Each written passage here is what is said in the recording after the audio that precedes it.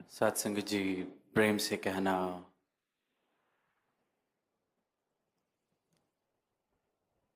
आज 78वें समागम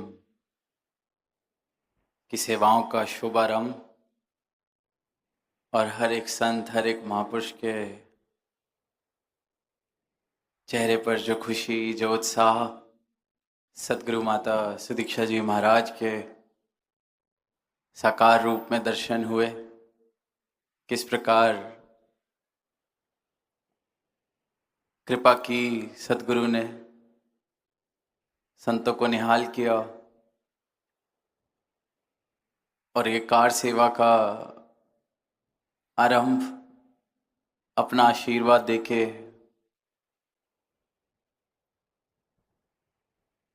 और साथ ही यही एक जो सत्य है, ये जो परमात्मा है, इस परमात्मा का एहसास बना रहे तो ये सभी सेवाएं मुबारक हैं। सदगुरु ने ये आशीर्वाद दिए। तो वहीं निरंतर महापुरुषों से भी हम श्रवण कर रहे हैं कि सेवा की रुत आ रही है, खुशियों का समा है, समागम आ रहा है। फिर प्रेरणादायक भाव भी श्रवण किए। कैसे महापुरुषों ने बताया कि किस प्रकार संतों ने प्रेरणा दी अपना जीवन जी के, तन्मयता से सेवा निभा के। निरंतर सुनते आते हैं कि सेवा निष्काम हो, मैं वाली भावना ना हो सेवा में। सेवा चेतनता से हो। निरंतर इन भावों को हम श्रवण करते हैं।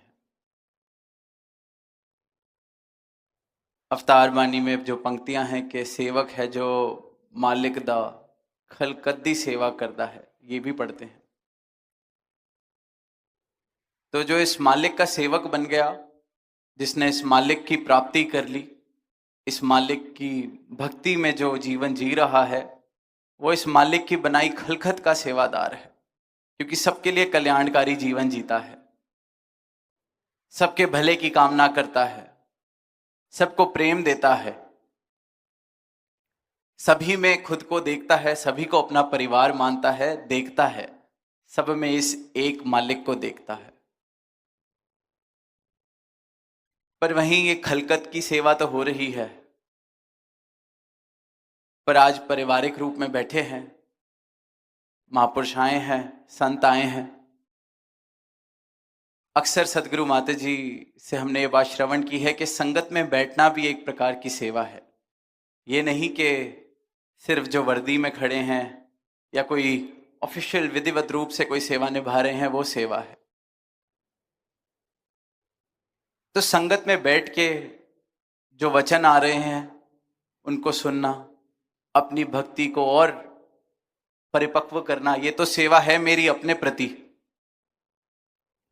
सदगुरु ने जो विश्वास करा, दया करिए, ब्रह्म ज्ञान दिया, तो ये जो सत्संग मैं करता हूं ये मैं अपने लिए कर रहा हूं। पर साथ ही सत्संग में जब आते हैं तो चेतनता किस प्रकार मैं ऐसी दिखा सकता हूं, ऐसी मैं कैसे अपना आचरण रख सकता हूं जो सेवा हो सके। जब सत्संग पंडाल में आए, कहीं पर भी, ये नहीं कि ये समागम है तो समागम की बात दास कर रहा है। पीछे एक सेवादल कैंप में भी भाव रखने का मौका मिला तो दास ने यही कहा कि जितने सेवादल महात्मा हैं, जितने भी हम महापुरुष हैं, जो भाग्यशाली हैं जिनको ये वर्दी पहनने का अवसर मिला, सेवा निभाते हुए चेतनता नहीं छोड़नी। सेवा निभाते हुए ये जरूर पता होना चाहिए कि मैं चाहे पंडाल में खड़ा हूं, चाहे दूर कहीं किसी मैदान में मेरी सेवा लगी है, तो इस सेवा का पर्पस क्या है। पंडाल में अगर मैं लगा हूं तो सेवा निभानी क्या है। जब संत महापुरुष बैठ गए, पंडाल भर गया, जिस एरिया में मेरी सेवा लगी है वो मैदान, वो स्थान भर गया और मैं फिर खड़ा हूं, फिर भी खड़ा हूं, तो क्या मेरा खड़ा रहना अवश्य है या नहीं है, आवश्यक है कि नहीं है? कहीं मेरे खड़े होने से कोई बाधा तो नहीं बन रही? कहीं मैं जो खड़ा हूं, मेरे पीछे बैठे संतों को ऐसा तो नहीं कि सदगुरु के स्टेज पे दर्शन नहीं हो पा रहे?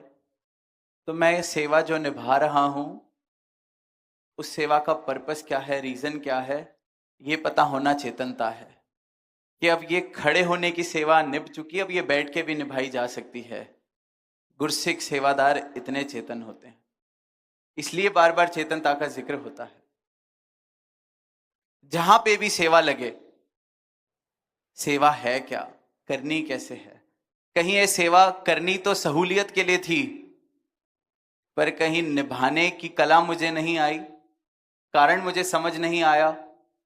तो जो संतों की सहूलत के लिए करना था वो कहीं बाधा तो नहीं बन रहा? जिनकी सेवा में आना था कहीं उन्हीं की बाधा तो नहीं बन रहा? और वहीं जब साध संगत के रूप में हम आते हैं तो कुछ पहलू हैं जो दास ने कहा। कुर्सियां देखते हैं, जो महात्मा महापुरुष जमीन पर नहीं बैठ सकते किसी भी कारण, उनके लिए कुर्सियों का इंतजाम किया जाता है। और कुर्सियां पंडाल के बिल्कुल कोने में दोनों तरफ लगाई जाती हैं, बीच में नहीं लगाई जाती, क्योंकि अगर बीच में लगाई गई तो जो उनके पीछे जमीन पर बैठा है, जो महापुरुष पीछे बैठे हैं, उनको फिर वो सिर्फ कुर्सियां दिखाई देंगी, उनको सदगुरु के दर्शन नहीं हो पाएंगे, उनको संतों के आगे दर्शन नहीं हो पाएंगे। तो ये तो वो व्यवस्था है जो सेवा दल ने कर दी, कुर्सियां कोनों में लगा दी। पर साथ ही सबके लिए कुर्सियां पूरी नहीं पड़ती, तो महापुरुष ये सेवा भी निभाते हैं कि हम अपनी बैठने की कई बार एक छोटी सी कुर्सी फोल्ड वाली फोल्डिंग चौकी लेके आते हैं, तो हम वहां ये चेतनता निभा सकते हैं, दिखा सकते हैं कि उसको हम पंडाल के किसी ऐसी जगह ना लगा लें कि हमारे पीछे बैठा हुआ महापुरुष, उसका व्यू ब्लॉक हो रहा है, उसका आनंद टूट रहा है, उसके आनंद में मैं बाधा बन रहा हूं। वो कुर्सी मुझे कोई सेवा दल आके बोले कि यहां ना लगाई जाए, आप भी साइड में चले जाएं, इस चीज की नौबत ना आए। हम अपनी चेतनता खुद दिखा सकते हैं, बाधा ना बने। चेतनता और सेवा संगत में आना भी एक सेवा है, सदगुरु ने कहा। तो दास को लगता है कि किसी और संत के आनंद में मैं बाधा ना बनूं तो मैं बहुत बड़ी सेवा निभा रहा हूं। लाइनों में आते हैं, पंक्तियों में आते हैं, सदगुरु को देखते हैं तो मन में कभी कभी भाव आ जाते हैं, तो हम कभी कभी जयकारा लगा देते हैं चलती हुई लाइन के अंदर। सत्संग चल रहा है, महापुरुष संत अपने वचन रख रहे हैं, और यहाँ से बड़े दिन बाद दर्शन किए कोई दूर से महापुरुष आए, 5-10 महापुरुष जोर से जयकारा लगा देते हैं। अब भाव तो बड़ा सुंदर है कि सदगुरु का हम जय घोष कर रहे हैं, पर उस वक्त जो महात्मा सदगुरु के ज्ञान का बखान कर रहा है, शब्द रख रहा है, अपने भाव रख रहा है, तो मेरा ये जो एक कर्म है वो जयकारा लगाना उस मौके पे, वो संत की तौहीन, उस सेवा की तौहीन कर रहा है जो वो महापुरुष निभा रहा है। सदगुरु के हुक्म के अनुसार, सत्संग की मर्यादा के अनुसार जो सेवा निभाई जा रही है, पैगाम दिया जा रहा है सदगुरु के ज्ञान का, सदगुरु की रहमतों का, उस 2 क्षण के जयकारे से पूरे का पूरा मैं वातावरण में बाधा बन जाता हूं। मुबारक है वो भाव, लाइन में आ रहे हैं, शब्दों की जरूरत सदगुरु को नहीं है, मेरे चेहरे के भाव। दास कई बार कहता है इस मैदान में पहुंचने से पहले मेरे जो भाव हैं वो भी पता होते हैं सदगुरु को, मुझे बताने की जरूरत नहीं, पर भाव हैं। लेकिन यही चेतनता है, कई बार हम खुद नहीं करते, छोटा बच्चा गोद में लेके चल रहे हैं, उसकी दूर से ही ड्यूटी लगा रखी है, बेटा तूने जाना है। जैसे ही पास पहुंचे, माता जी धन निरंकार, राजपिता जी धन निरंकार, और वो तब तक बोलता जाएगा जब तक वो पार ना हो जाए इस लाइनों से। और दास ने कई बार देखा है वहां माँ उसको और प्रोत्साहन दे रही है, बेटा और थोड़ा जोर से बोल, और थोड़ा जोर से बोल। मुबारक है, भाव मुबारक है। दास भाव में कहीं ये नहीं कह रहा कि वो प्रेम वाले भाव हैं, पर उसकी यहाँ आवश्यकता नहीं है, वो भाव यहाँ संगत में बाधा बन रहे हैं।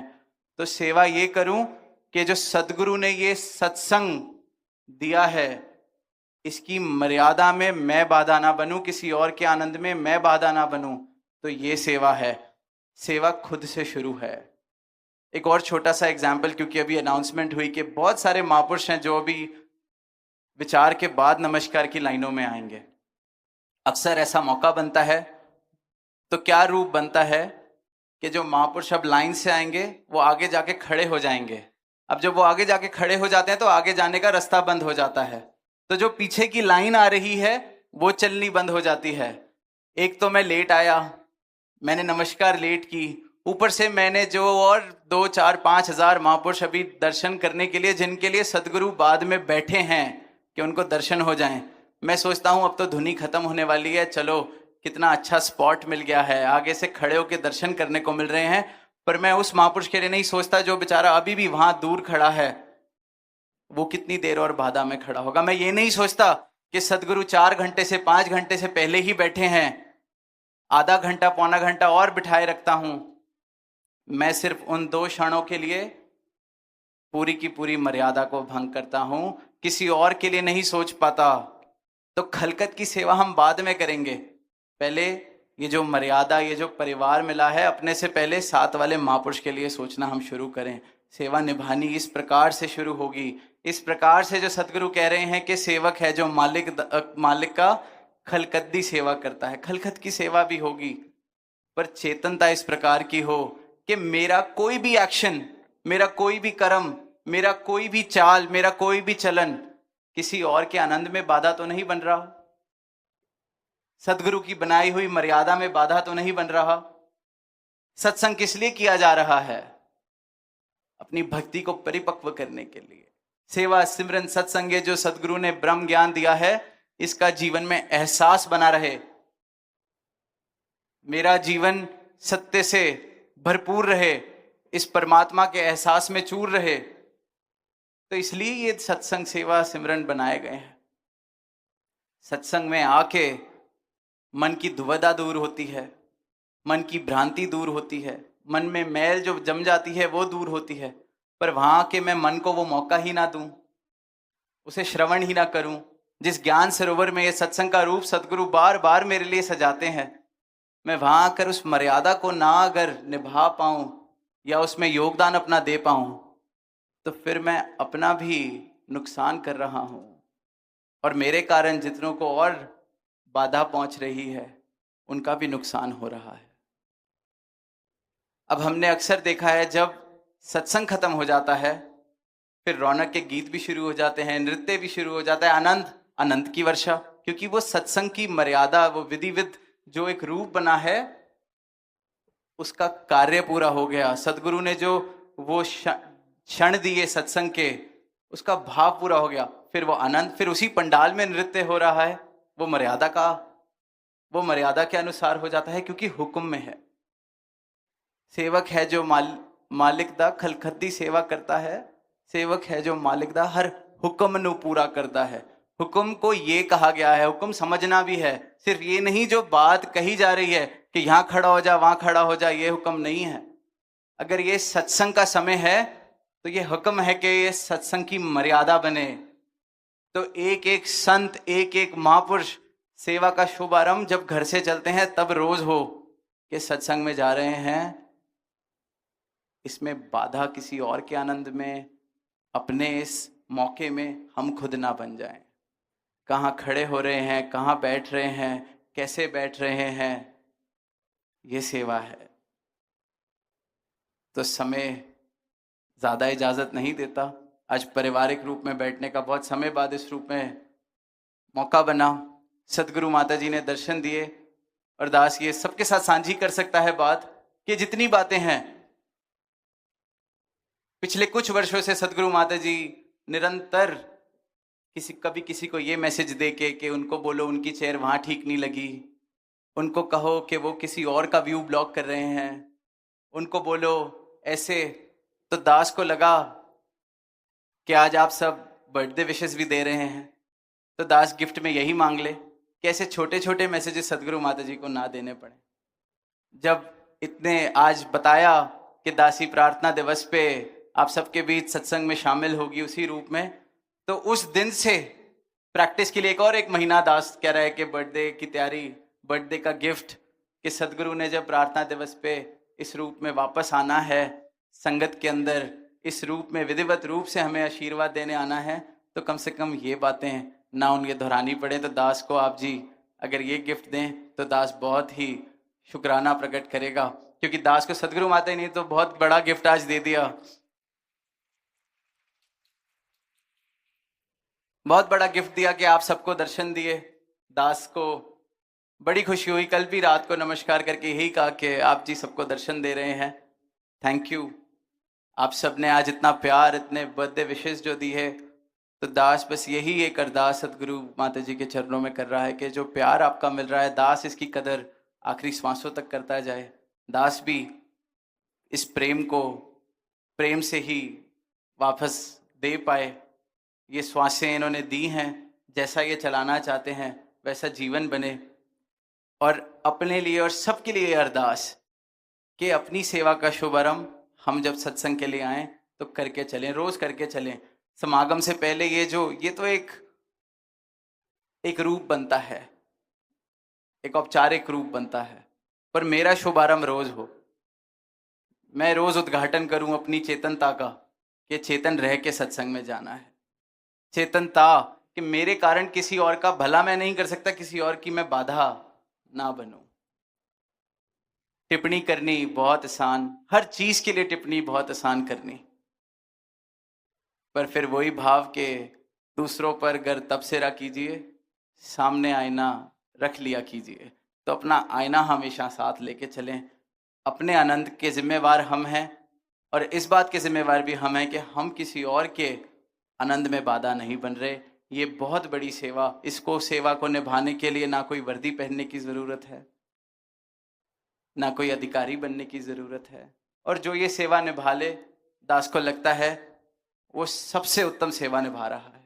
क्योंकि सदगुरु ने जो सत्संग, इस साध संगत को जो स्थान दिया गया है, बार बार निरंतर जो स्थान दिया गया है, इसकी मर्यादा को बनाए रखने में मैं अगर योगदान दे रहा हूं तो इससे बड़ी सेवा और कोई नहीं हो सकती। क्योंकि इन सत्संग कार्यक्रमों द्वारा ही सारी मानवता तक इस सत्य के पैगाम को पहुंचाया जाता है। निरंतर स्थान स्थान पर जाकर खुले मैदानों में आवाज दी जाती है, तो ये सत्संग का ही रूप बनता है। तो इस सत्संग की जो कीमत है वो सोचे सोच भी जितनी सोच कर ले हम नहीं लगा सकते।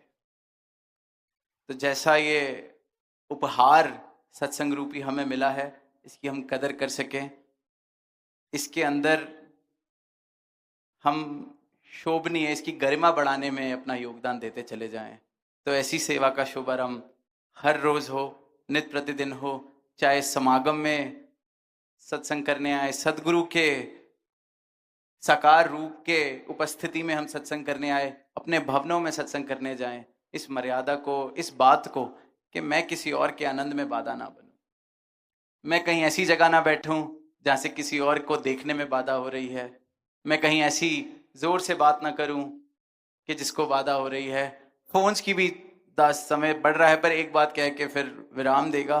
फोन की भी जो बात है, फोन आता है तो वो इसलिए फोन पंडाल में नहीं उठाना कि आप फोन पे बात करने लगेंगे तो किसी और की जो लिव जुड़ी हुई है उसको बात सुनाई नहीं देगी। फोन स्विच ऑफ करने की कोई जरूरत नहीं है, साइलेंट कर लिया जाए। कोई जरूरी कॉल है, बाहर जाएं पंडाल से, उस कॉल को कर लें, फिर वापस आके जहां जगह मिलती है बैठ जाएं। फिर इस बात की लड़ाई ना हो कि आगे की जगह अब खत्म हो गई, वहीं आके बैठेंगे। जहां जगह मिलती है हम बैठ जाएं। सब कुछ मुबारक है, सारी चीजें, इतना खुला दरबार है, कोई पाबंदियां नहीं है। सिर्फ इतनी पाबंदी है, पाबंदी भी नहीं, इतनी चेतनता की जरूरत है कि हम बाधा ना बने। पाबंदियां तो है ही नहीं, सदगुरु तो सारे के सारे जंजीरें तोड़ देता है, बंधन तोड़ देता है, बंधन काट देता है। चेतनता, पाबंदी नहीं, चेतनता। तो ये चेतनता से सबका जीवन भरपूर रहे, अपने इस चेतनता का दिया हम सब जला सकें। तो दोबारा एक बार जो सबने प्रेम दिया, सबने बर्थडे विशेष दिए, थैंक यू। और बहुत बहुत प्रेम दास की तरफ से भी आप सबके चरणों में सबके, और गिफ्ट दास ने मांग ही लिया है, और कोई गिफ्ट दास ताउम्र नहीं मांगेगा। यही एक गिफ्ट कि जैसे सदगुरु चाह रहे हैं हम सब